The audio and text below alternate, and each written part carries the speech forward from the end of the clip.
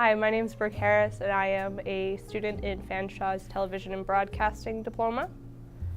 When I am done school, I would like to end up directing my own films eventually. I would also be very happy to work as a cinematographer or anything under cinematography. I just want to make films look the way they look. I would really like to work in cinematography based on that the visuals of a film I always have found very interesting. I really like films that do different and interesting things with lighting. Like film noir is one of my favorite styles of film, and just like the shadow work in it I think is really cool. It's very interesting. So to get to work on a film in that capacity, to make it represent, like the visuals represent what they do, is a dream for me.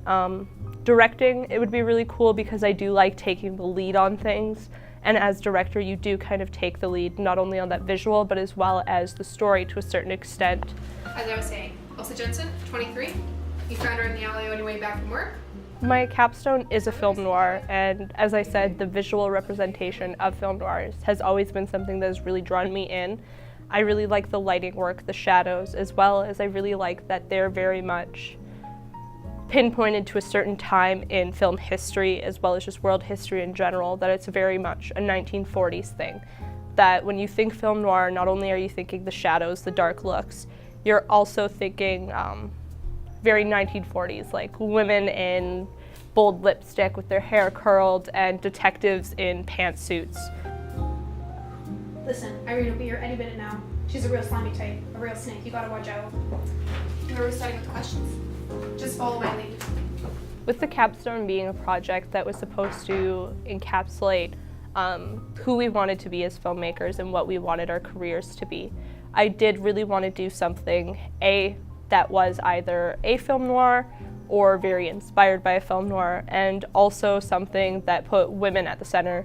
Feminism has been a big part of my life for a very long time. I actually originally was a women's studies student before switching over into a film program. And it's something that I just have always believed full-heartedly in, that I'm very interested in feminist I'm very interested in feminist activism as well as feminist theory, and I thought that'd be a lot of fun to take it and put women at the very center of a genre, of a style, whatever you want to refer to film noir as. Then they normally aren't. They're usually made out to be villains or someone to be saved. And realistically, a lot of Hollywood film kind of pigeonholes women to that. So I wanted to make it a world where it was free of masculinity, and women, they were everything. They were your heroes, they were your villains, they were your in-betweens. There's really not a lot of films that are written that put women at the very center of it, and when they are, there's very few that don't follow a very specific sort of formula and that are made to be women's films kind of thing. So I really wanted to try and make a short that got away from that. Not that there's anything wrong with there being films that are marketed solely towards women, but I just think there's a lot to be said of a film that only has women. There's a lot of films that, even without being intentionally made to only have men, there are still a lot of films that only have men in them. So I wanted to do one that was very intentionally only women. You don't say. Miss Jensen, where were you on Friday night? My favorite movie would be The Eternal Sunshine of the Spotless Mind. It's probably my favorite since I've been in high school when I first watched it. I really like it visually. They do a lot of really neat things. They also do a lot of neat things with the plot's not linear. It jumps around a lot in time, and I really like movies that use a lot of color within their symbolism and within their style. And there's so many different symbolic color uses in the Eternal Sunshine, and things that get called back from the start of the film to the end of the film.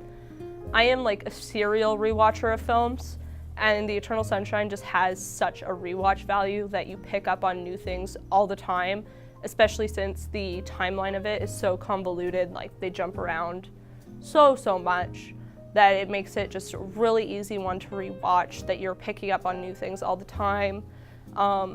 It's so well written. The story is really good. It takes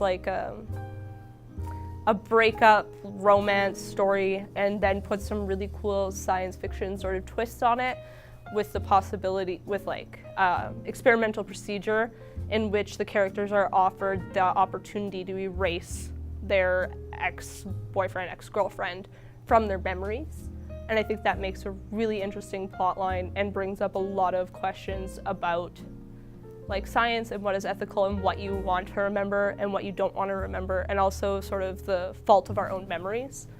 And it's one of those movies that I can watch any day, at any time, and there's always something new that I get from it.